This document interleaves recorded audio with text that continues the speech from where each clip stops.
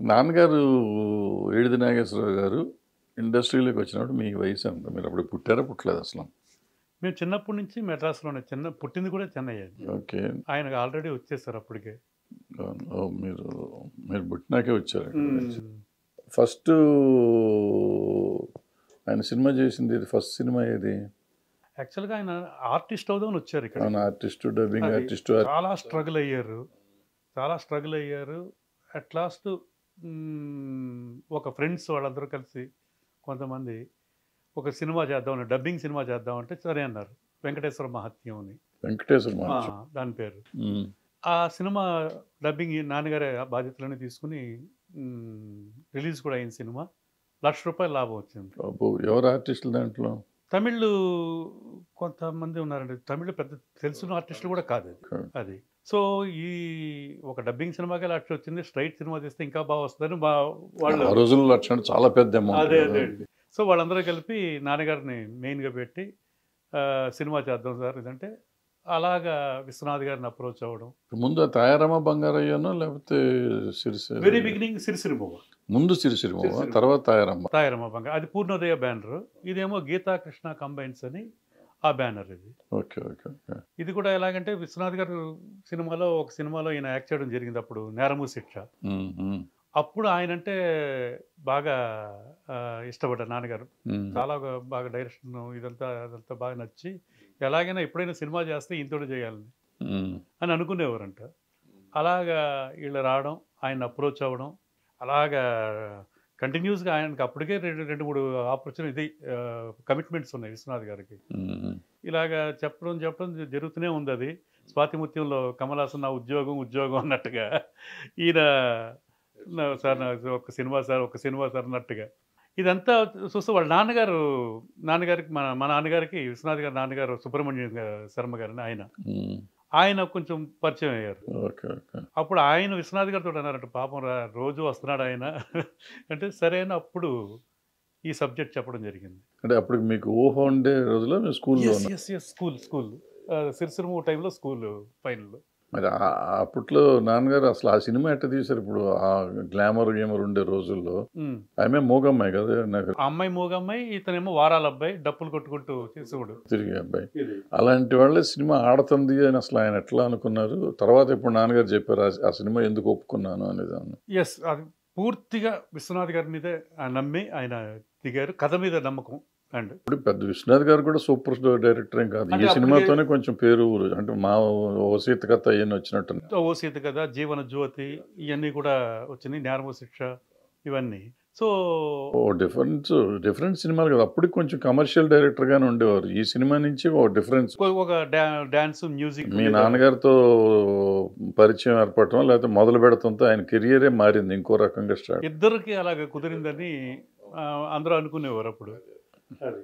అదేలే, అంటే ఈయనకి టేస్ట్ ఉండబట్టి ఆ కథ ఒప్పుకొని ఉంటారు, లేకపోతే ఆ కథ ఒప్పుకోరు కదా. 100%. సో ఆయనకి ఉంది, మొత్తానికి రిస్క్ చేశారు వీళ్ళు, వర్కౌట్ అయింది. అలాగే ఆ సినిమాలో హీరోయిన్ ఎవరు ఇది అనుకుంటే అప్పటికే 'మా భూమి' సినిమాలోను ఇంకో సినిమాలో చేశారు ఆవిడ, జయప్రద గారు. జయప్రద ఆవిడ టెస్ట్ చేస్తే ఆవిడ హీరోయిన్గా బాగుంటుందని అలా చంద్రమోహన్ గారు. సో మా నాన్నగారికి కోఆపరేట్ చేయడం కోసం మన సత్యనారాయణ గారు, అల్లు రామలింగ గారు, చంద్రమోహన్ గారు వీళ్ళందరూ కూడా రెమ్యునరేషన్ కొంచెం తగ్గించుకుని ఈయన్ని అది ప్రొడ్యూసర్గా ఎలివేట్ చేయాలన్న దీంతో అందరూ సపోర్ట్ చేశారు. అందరు సపోర్ట్ తోటి సినిమా మంచి సక్సెస్, సూపర్ సక్సెస్. అది అలాగే హిందీలో రీమేక్ చేశారు. అది హిందీ మీరే తీశారు? కాదండి, ఈయన సిప్పి గారు, జీపీ సిప్పి గారు వాళ్ళు చేశారండి. అది దాంట్లో రిషి కపూర్, జయప్రద గారికి ఫస్ట్ హిందీ సినిమా అది. ఆ పాట కూడా మీకు తెలిసి ఉంటుంది కదా, డఫ్లీ వాలా. సూపర్ హిట్స్, ఇప్పుడు కూడా సూపర్ హిట్స్. అదే ఇది తర్వాత మరి తాయారం బంగారయ్య మధ్యలో మళ్ళీ విశ్వనాథ్ గారి దగ్గర నుంచి బయటకు ఎందుకు వచ్చారు? అది సో ఈ సిరిసిరిమ అయిపోయిన తర్వాత ఆ విశ్వనాథ్ గారిని అడిగితే ఆల్రెడీ కమిట్మెంట్స్ ఉన్నాయి, ఈ లోపల మీరు ఇంకోటి చేసుకోండి, దాని తర్వాత నేను డెఫినెట్గా మీకు చేస్తానన్నారు ఆయన. మీరు ఎందుకు ఖాళీగా ఉండడం, మంచి సబ్జెక్ట్ ఉంటే మీరు చేయండి అని. అలాగా అది పూర్ణోదయ బ్యానర్ స్టార్ట్ చేసి వాళ్ళేమో రామచంద్రపురం, మా నాన్నగారి ఫ్రెండ్స్ వాళ్ళేమో వాళ్ళు బిజినెస్లో వీటిలోనే పడిపోయి కొంచెం టైం పడుతుంది అనేటప్పటికి మా చిన్నాన్నగారు ఇంకొక ఆయన రాకాసు శ్రీరాములు గారు, ఓకే ఓకే ఆయన మా మావయ్యలు వాళ్ళందరూ కలిసి ప్లాన్ చేశారు చేద్దామని పూర్ణోదయ. అలాగా కొమ్మినేని శేషగిరిరావు గారు, అవును, చక్రవర్తి గారు బ్రదరు, ఆయన డైరెక్టర్గా ఒక కథ చెప్పారు. అప్పటికే ఆయన గిరిబాబు గారు సినిమా ఒకటి చేశారు, అవును, అది బ్లాక్ అండ్ వైట్లో స్కోప్. మనుషులు వస్తున్నారు జాగ్రత్త కాదు, ఏదో జాగ్రత్త, అది బ్లాక్ అండ్ వైట్ స్కోప్, అదొకటి ఫస్ట్ మాధవ రంగారావు వీళ్ళందరూ చేశారు. అవునవునండి. సో సబ్జెక్ట్ బాగా నచ్చి అలాగా ఆ సినిమా చేయడం జరిగింది. దాంట్లో మాధవి గారు, ఇది చంద్రమోహన్ గారు, రంగనాథ్ గారు, మాధవ్ గారు, షౌకర్ జానకి గారు, సత్యనారాయణ గారు మెయిన్. తయారం వంగరే వాళ్ళిద్దరు. అవును, చిరంజీవి గారు కూడా ఉన్నారు కదా. చిరంజీవి గారు గెస్ట్ క్యారెక్టర్ ఆ సినిమాలో. అదే అడగంగానే ఒప్పుకున్నారు. అప్పటికే ఆయనకి 4-5 మంచి క్యారెక్టర్స్. అప్పటికే మన కోతల రేడు మొగుడు గాలు అయిపోయినట్టున్నాయి. అయినాక మధ్య ముందు లేదండి, మనూరు పాండవులు అయ్యింది. మనూరు పాండవులు అయ్యింది. మిగతా షూటింగ్ మాది షూటింగ్ లో. బట్ అప్పటికే మంచి క్యారెక్టర్స్ ఇవన్నీ చేస్తున్నారు. అడగంగానే ఆయన చేశారు. ఫస్ట్ ఆ డాన్స్ కూడా దీంట్లోనే, వెస్టర్న్ డాన్స్ ఆ బిట్ చాలా పేరు వచ్చింది, మంచి పేరు వచ్చి. ఆ తర్వాత పూర్ణోదయ శంకరాభరణం.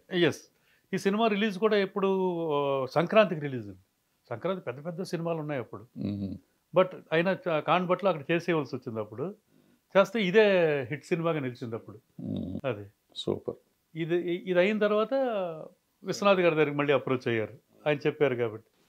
సో అప్పుడు ఆయన ఇలాగా ఒక చాలా క్లాసికల్ సబ్జెక్ట్ ఉంది, బట్ చాలా రిస్క్. అది చాలామంది ప్రొడ్యూసర్లు రిజెక్ట్ చేశారు. అంటే రిజెక్ట్ అంటే వాళ్ళు రిస్క్ చేయలేక ఇదయ్యారు.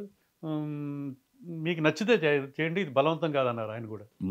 నాన్నగారికి బాగా నచ్చింది, కథ మీద నమ్మకం ఉంది, మీ మీద నమ్మకం ఉంది, చేద్దామండి అన్న. అలా మొదలైంది శంకరాభరణం. కానీ చాలా మంది అంటూ ఉంటారు శివాజీ గణేషన్ గారిని అడిగారు ముందు వేషం, తర్వాత శివాజీ గారిని అనుకున్నారు, అడగలేదు, అప్రోచ్ అవ్వలేదు అనుకున్నారు. కృష్ణరాజు గారిని అయితే అడగడం జరిగింది మాటల్లో.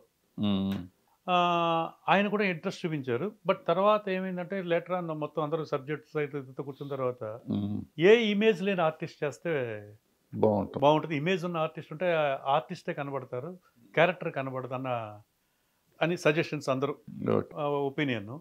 సో అప్పుడు విశ్వనాథ్ గారు అలాగ సోమయాజులు గారిని ఎంటర్ అయ్యారు దీంట్లో. బట్ ఆ సినిమా అంటే రిలీజ్ అవ్వకముందు చూసినప్పుడు సోమయాజులు గారు అసలు ఎక్స్ప్రెషనే లేదు, ఏమీ లేదు అన్నట్టుగా ఉండింది ఆ సినిమా. రిలీజ్ అయినాక ఆ సినిమాలో ఆయన జీవించాడనే పరిస్థితికి వచ్చింది. ముందు అలాంటి ఆర్టిస్ట్ ఉంటే ఆ క్యారెక్టర్కి ఏం పనికి వస్తుంది, ఏం ఆడుతుంది అనుకుని చాలా కొంచెం రిలీజ్ కూడా ఇబ్బందులు జరిగినట్టున్నాయి మొదట్లో. బాగానే రిలీజ్కి ఇబ్బందులు వచ్చినా కూడా ఆయన మీద బ్యాడ్ రాలేదు అప్పుడు. అంటే బ్యాడ్ అంటే ఇదే బ్యాడ్ అంటే ప్రీ రిలీజ్లో అంటే ఇప్పుడు అలాంటి వాళ్ళని చూస్తే డిస్ట్రిబ్యూటర్లు చూసినా అదే అంత ఇంట్రెస్ట్ చూపించలేదు కదా. అవును, కొనడానికి ఎవరు ఇంట్రెస్ట్ చూపించలేదు. సినిమా అయితే అద్భుతంగా ఉందన్నారు ప్రతి ఒక్కళ్ళు. కొంతమంది అయితే కాళ్ళ మీద పడి, విశ్వనాథ్ గారి కాళ్ళ మీద ఇల్లు పడి చాలా గొప్పగా ఉందని అలాగే వెళ్ళిపోయేవారు. ఆల్మోస్ట్ ఆల్ 100 షోలు వేసామండి. అది 100 షోలు ఎక్కడ నడిగర్ సంఘం థియేటర్లో అక్కడే ప్రింట్ ఉండిపోయేది. ఇంకా అలాగా అరిగిపోయింది కూడా ఆ ప్రింట్. అలా లాస్ట్లో లింగమూర్తి గారు చూసి రిలీజ్కి, అప్పటికి మన ఎంఎస్ రెడ్డి గారు నెల్లూరు తీసుకున్నారు, ఆయనకు నచ్చి. అలా ఇంకో 2-3 ఏరియాలు బయట దీనికి తీసుకున్న వాళ్ళు. మిగతాదంతా లక్ష్మీ ఫిలిమ్స్. అప్పుడు మీరు కూడా వచ్చేవారు.